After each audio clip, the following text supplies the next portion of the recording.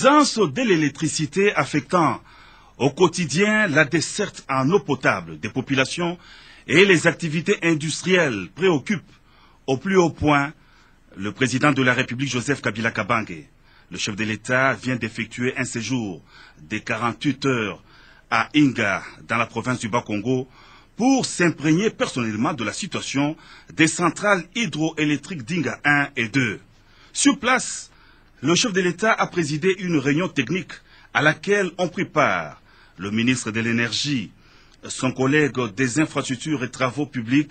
le gouverneur du Bas-Congo Simon Bachimbacha et le nouveau conseil d'administration de la Société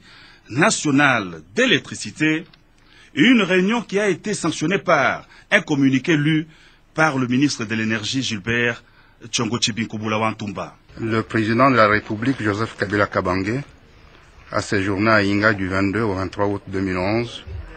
soit 2 jours pour visiter les 2 centrales hydroélectriques d'Inga 1 et 2 et pour tenir des séances de travail ad hoc dans la province du Bas-Congo. Au cours de cette visite, le président de la République s'est montré très sensible, non seulement à la problématique de l'insuffisance de l'électricité qui affecte au quotidien notamment la desserte en eau potable des populations et les activités industrielles et artisanales, mais aussi et surtout aux actions concrètes, courageuses, immédiates, à court et moyen terme initiées par le nouveau comité de gestion de la SNEL, sous l'impulsion du gouvernement,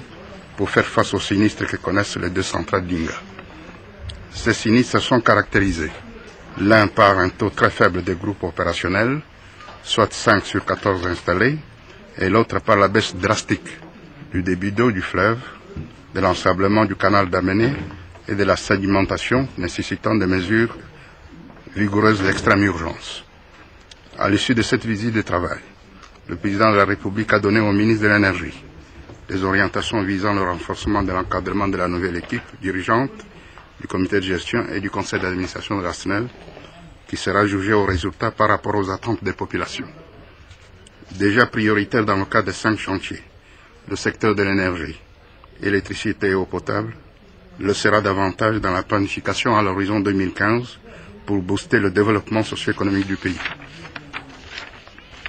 C'est dans ce contexte que le président de la République a en outre instruit le ministre de l'Énergie de faire intensifier l'élaboration des études, celles en cours et d'autres à entreprendre, en vue de la recherche et la mobilisation des financements requis à grande échelle pour l'aménagement modulaire du site du Grand Inga, à commencer par la construction de la centrale hydraulique d'Inga 3